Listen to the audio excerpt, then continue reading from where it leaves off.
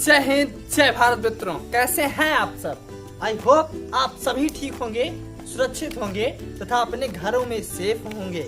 आपके सभी के स्वास्थ्य सही होंगे। तो जैसा कि आप लोगों ने थंबनेल्स में देखा ही होगा कि आज हम बताएंगे कि आप लोगों को विद्युत आखिर बनती कैसे है, किस प्रकार से बिजली का उत्पादन किया जाता है। यह एक मैंने अपनी पिछली वीडियोस में वादा किया था, जिससे जब हम पढ़ा रहे थे शायद ऊर्जा के स्रोत, जब हम पढ़ा रहे थे ऊर्जा के स्रोत, वहां पर मैंने वादा किया था कि मैं आप लोगों को बिजली कैसे बनती है इसके बारे में डिटेल में बताऊंगा। तो वह मेरी आप लोगों का इंतजार खत्म हुआ, वह वीडियो आ चुकी है कि बिजली तापीय विद्युत घरों में आखिर बिजली का निर्माण किस प्रकार से होता है। तो उसके लिए अब हम इस वीडियो में विशेष अध्ययन करेंगे।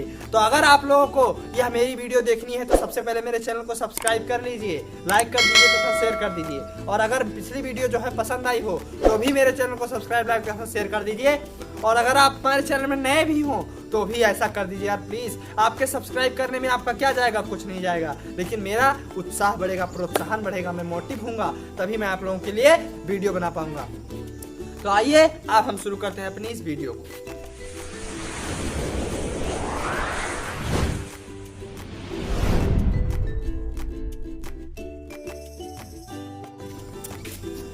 तो साथियों, अब हम आ चुके हैं कि बिजली किस प्रकार बनती है अपने इस वीडियो में।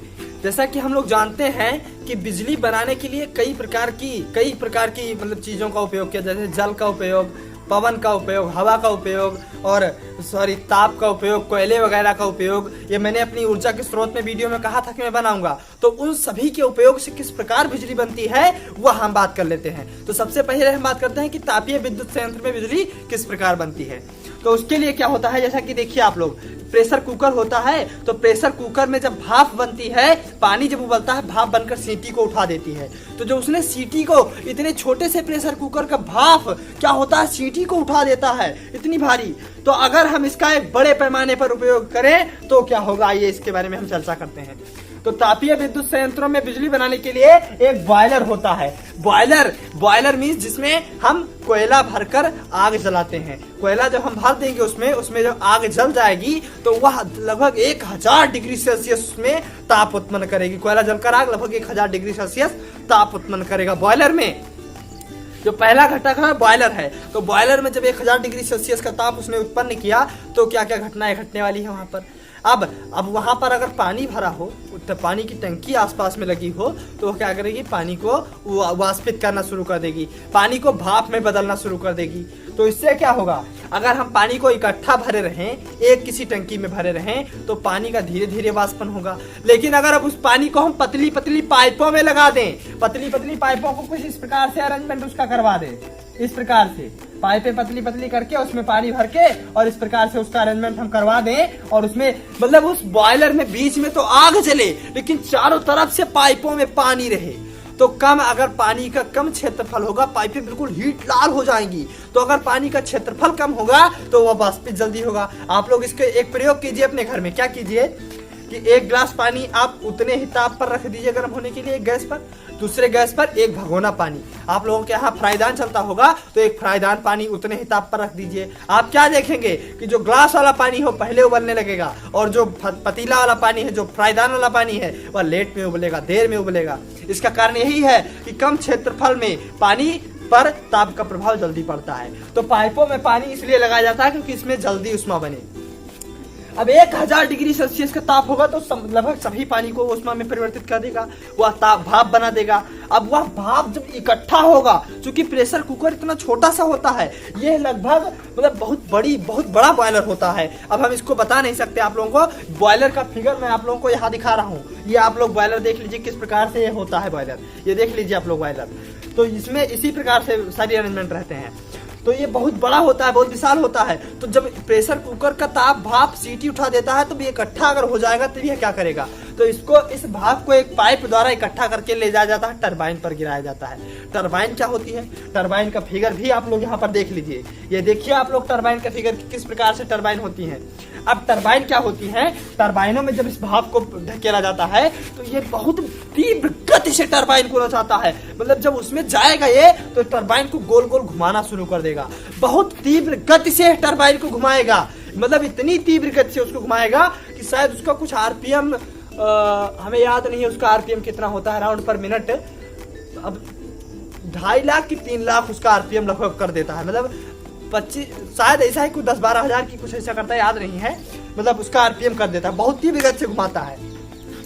अब कुछ टरबाइन को घुमाने पर हमारी बिजली किस प्रकार बनती है, हम इसके बारे में चर्चा कर लेते हैं। तो अगर आप लोगों ने इसके बारे में चर्चा करने पहले से अगर आप लोगों ने हमारी विद्युत चुंबकीय प्रेरण की जो वीडियो पड़ी हुई है, अगर आप लोगों ने उसको नहीं देखा है तो सबसे पहले उसको देख लीजिए, तभी आप लोग समझ पाएंगे कि फैराडे का नियम क्या होता है। और ये अब आगे की जो प्रोसेस है वो फैराडे के नियम पर आधारित है। विद्युत चुंबकीय प्रेरण की वीडियो की लिंक जो है इस वीडियो के नीचे है।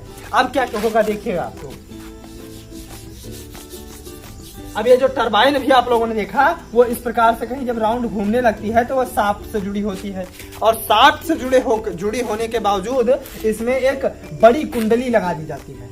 इस प्रकार से एक बड़ी कुंडली लगा दी जाएगी और इस कुंडली के दोनों तरफ विशाल विशाल चुंबक लगा दिए जाते हैं। इस पार भी, इस प्रकार भी और उसके इस पार भी एक बड़े बड़े चुंबक लगाए जाएंगे, बहुत बड़े बड़े चुंबक वहां पर लगाए जाएंगे। और ये कुंडली क्या होगी, जब ये घूमेगी, सॉरी यहाँ पर जो टरबाइन हमारी होगी गोल गोल घूमेगी तो यह कुंडली भी घूमेगी।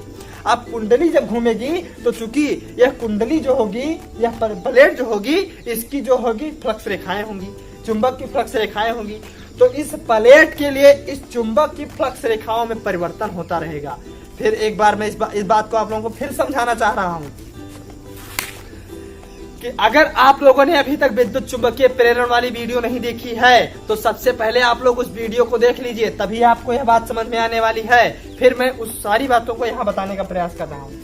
अब देखिए, हर चुंबक का एक चुंबकीय क्षेत्र होता है, जिस क्षेत्र में चुंबक किसी चीज को अपनी ओर खींचेगा या ढकेलेगा होता है, और उस चुंबक के क्षेत्र को हम चुंबकीय फ्लक्स रेखाएं कहते हैं। मीन्स ये इस चुंबक का जो क्षेत्र होगा कहीं इस प्रकार से ऐसे ऐसे होगा, ऐसे ऐसे होगा, नहीं होगा, ऐसे ऐसे इसका क्षेत्र होगा, तो ऐसे ऐसे जब इसका क्षेत्र होंगे ऐसे उसका भी होगा। तो इन्हीं को हम चुंबकीय फ्लक्स रेखाएं कहते हैं।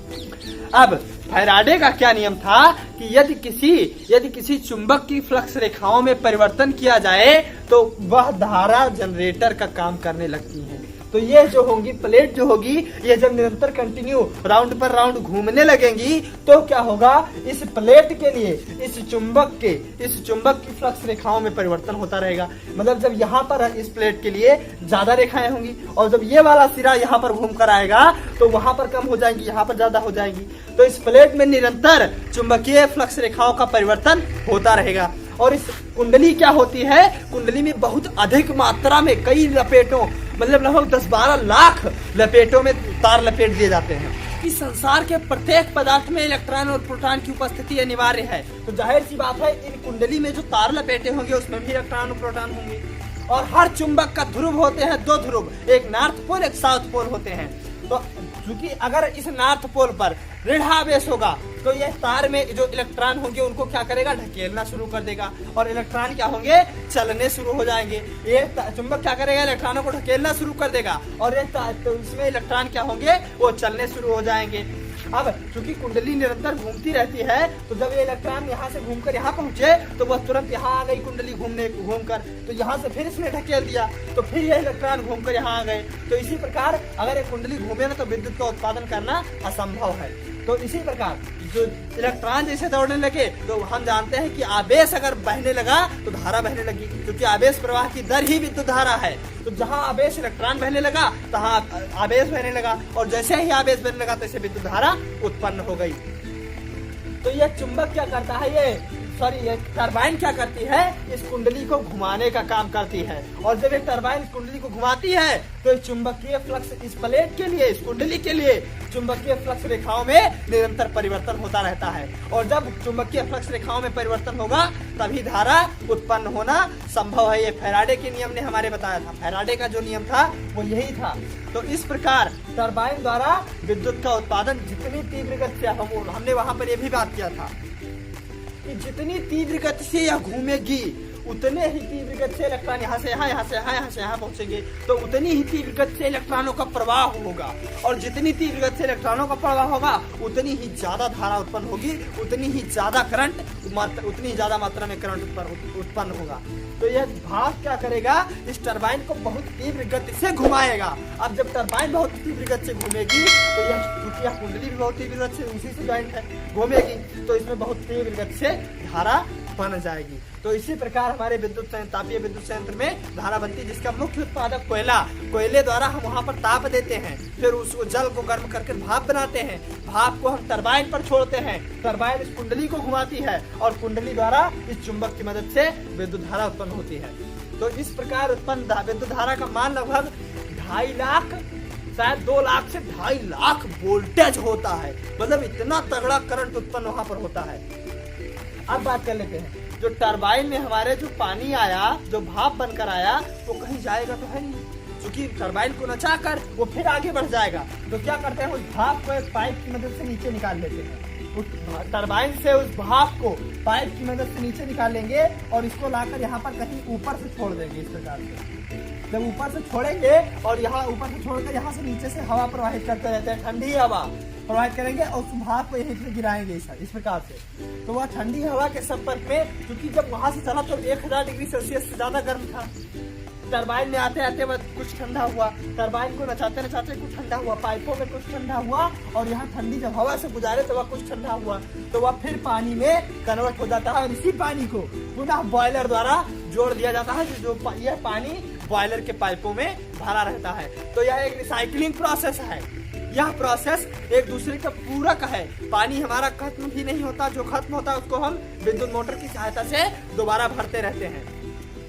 तो यह जो प्रोसेस है, इस प्रकार हम बिजली का उत्पादन कर लेते हैं। और यह पानी भी ठंडा होकर नीचे चला जाता है, फिर वो उसी बॉयलर में चला जाता है, हीट होगा, फिर टरबाइन को नचाएगा, टरबाइन कुंडली को नचाएगी, कुंडली द्वारा विद्युत धारा उत्पन्न होगी और विद्युत धारा को जब 2.5 लाख वोल्टेज की विद्युत धारा उत्पन्न होती है और उसे इकट्ठा कर लिया जाता है, उसे हम यूज करने के लिए ले आते हैं। अब हम बात कर लेते हैं जल विद्युत संयंत्र द्वारा।